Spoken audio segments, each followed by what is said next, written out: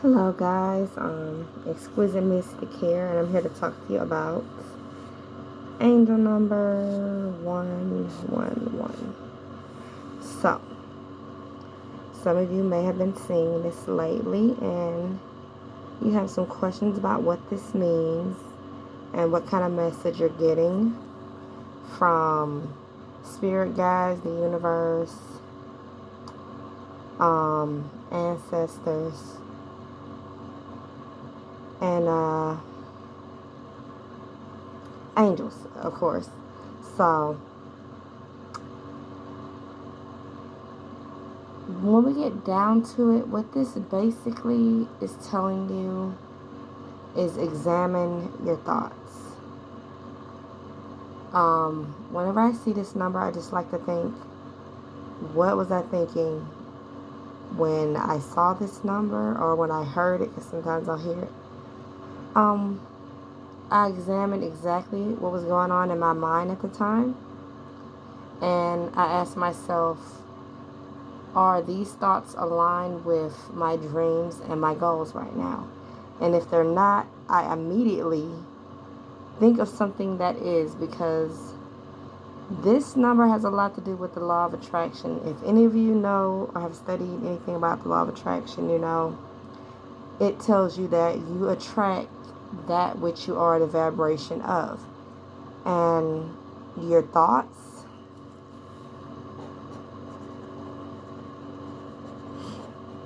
are creating vibrations.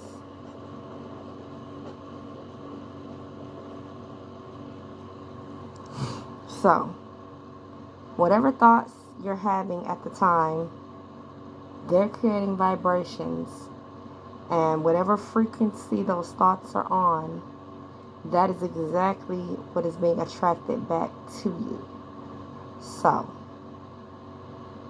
the main thing you want to do with this number is consider your patterns, your desires, your goals, your dreams. Your patterns, your habits, what you're doing every day, that is something that is creating a vibration around your life.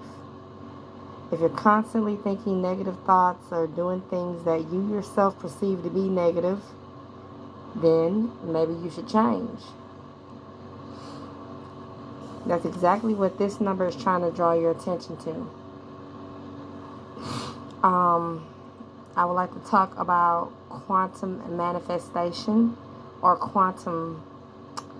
See, quantum physics tells us that there are endless possibilities, and as we choose things, we're jumping from one reality to the next, which, if you're not following me, you get one reality if you make a choice to go to school, go to college today. You go get your application, fill out a whole, fill that out, take it in, turn it in. Okay, you've just put yourself on one reality. And if you choose not to, you're like, okay, school's not for me, let me go look for another job. Okay, you're filling out job applications here and there. That's a whole nother reality. Now, we experience this on a minor scale with other thoughts, as far as what to wear, what to eat for the day. Sometimes those decisions can have major changes, but, for the most part, they just make minor shifts throughout our day, at least. In the long term, what you eat and other habits can have big impacts in the long term, but we're not going to get into that right now. Which is why I brought in habits. You need to get some good habits. Think about what you can do every day that can get you closer to your goal. Let's say you want to be a writer. You want to be a writer, start writing every day. What else? You want to be an artist and create good paintings or good sculptures. Start working on it every day. Paint a little every day. Draw a little every day. There are many habits that you can form around your day-to-day life that can eventually lead you to that vibration you need to make that reality, that dream reality that you've been wanting. So another thing I want to talk about as far as getting the angel number 111 is tools you can use to keep your intentions while not just keep your intentions, but to bring your intentions back into your focus as you go through your day. And one of those things is crystals.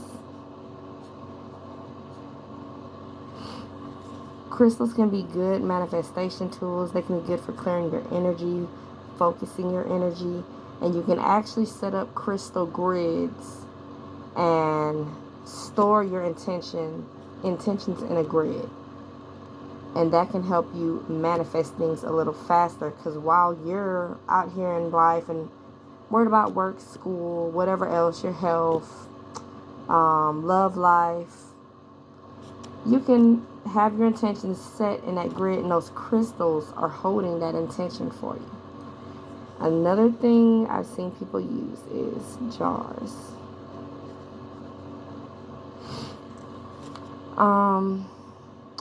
Typically, I see them used for love and for money. Mostly. There are also protection jars that you can set up. But if you have an intention that's focused around making more money or attracting a certain person in your life, setting up a jar can be a good thing to help hold that intention and manifest it while you focus on other things. Another thing, let's see.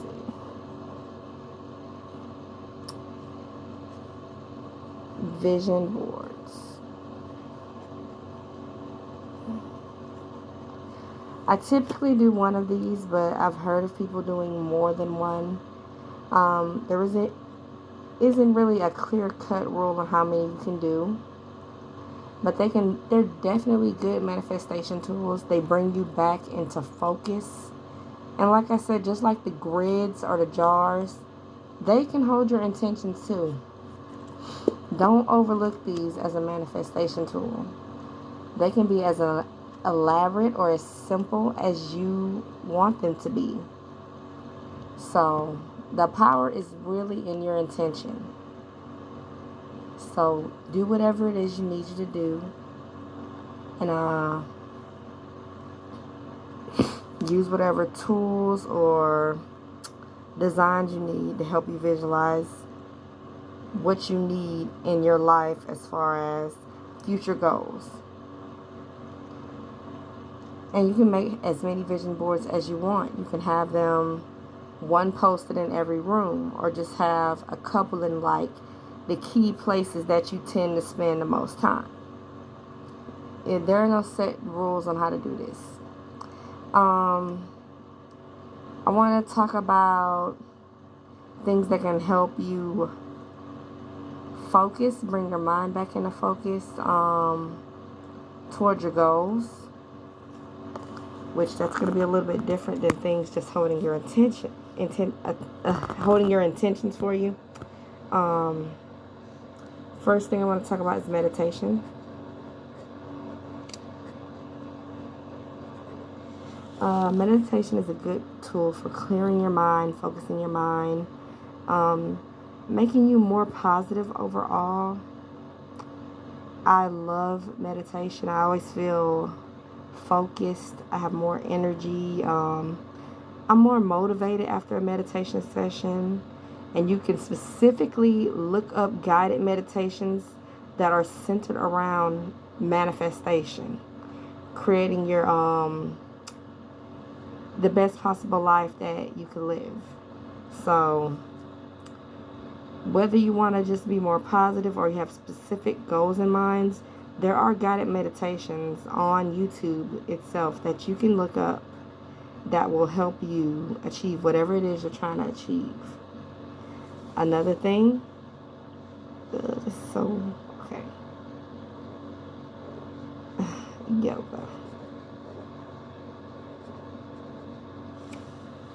Yoga, just like meditation, is a good tool for clearing your mind, focusing your mind, and becoming overall more positive.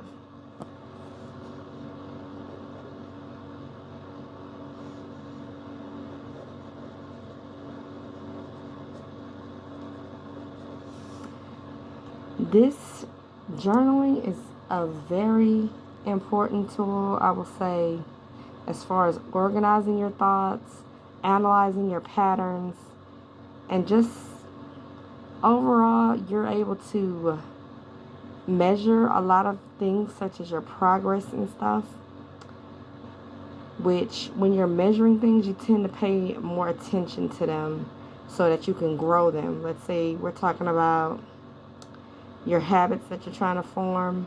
You want to make sure you're hitting the mark every day. If you want to read more, if you're keeping a journal and measuring how often you're hitting your goal, your reading goals or your workout goals or your eating goals, you're going to pay more attention to it because you have a record. At the end of the week, you can go back and analyze it, or at the end of the month, go back and analyze your month and see how good you did or how poorly you did as far as meeting your goals. And you can make necessary adjustments and changes. Whereas if you're just going through life, not writing anything down, it's easy to forget day to day what happened. You know, I can't remember what I had for lunch 3 days ago. So, if you had like eating goals as far as your calories and stuff, you only want to eat a certain amount of calories, or you want to make sure you're only eating healthy things, writing things down can help a lot. It's very good for holding yourself accountable for your actions and implementing changes. Another thing about journaling I want to talk about is gratitude journaling. Gratitude journaling is a very useful tool. It can help focus you on things that are positive in your life so that you'll naturally vibrate higher and draw more of those positive things that bring about that feeling of gratitude. You'll draw more of those things into your life with gratitude journaling. And I've done it, and I have to say it really works wonders for you, for your spirit, for your soul, and for your manifestation. For your manifestations. So I definitely recommend that one. Another thing a lot of people tend to overlook, affirmations.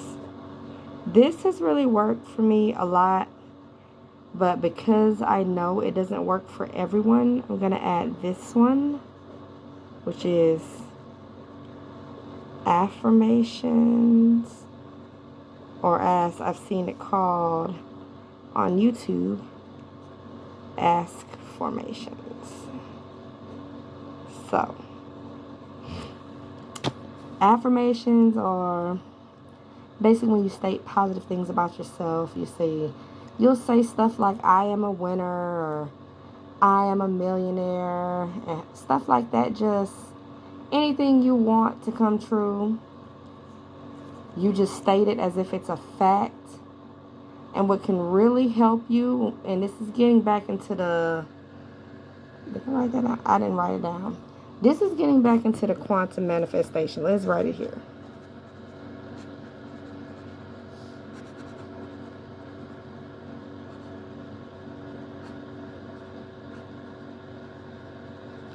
So this is getting back into quantum manifestation. When you're saying these affirmations, don't just say them. Feel them in your heart. If you're sitting up here saying, hey, I'm going to be a baker and have my own bakery in this town, okay, feel that. Feel what you would feel if you had your own bakery. Feel what you would feel if you were in the kitchen baking the best cakes in the fucking world. I mean, excuse me, in the world. Just imagine how you would feel, how those cakes would taste. Taste it. Feel the heat from your oven, Involve all five senses, or as close to that as possible. Involve all those senses into this affirmation you're saying about yourself. That is the best way to utilize these. I have done it with just saying it, and they worked wonders for me. But as far as manifestation goes, especially when we're talking about quantum manifestation, involving all five senses really helps. It just really helps you hit that vibrational frequency that you want to be at to draw these things in. Now, the affirmations is a different process, but it gets you to the same goal. So you're asking yourself, hence the affirmations, you're just asking yourself questions. How can I be a millionaire? How can I be the best baker in my whole town or my city? And by asking yourself this, you force your subconscious to search for the answer to that question. And that's the way your mind works. When you're constantly asking a question, you're going to be searching for it on some level until that question is answered. So, this can be a powerful tool.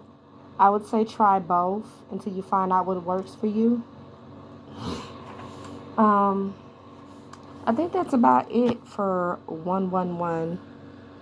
So, just as a recap, I would say, you seeing this number, remember your thoughts are creating vibrations. They're creating your reality. Something else we should write. Thoughts create reality. Your thoughts are creating a reality. So when the angels, the ancestors, higher powers are sending you 111, they're trying to tell you, hey, those thoughts are creating your reality. Are you sure, before we take this screenshot or this snapshot of your mind, are you sure that this is the reality you want to create for yourself right now? And you're going to have to answer for that. So, this has been Exquisite Mystic. I hope you guys subscribe. I'll try to upload as much content as I can. But, it's been real. See ya.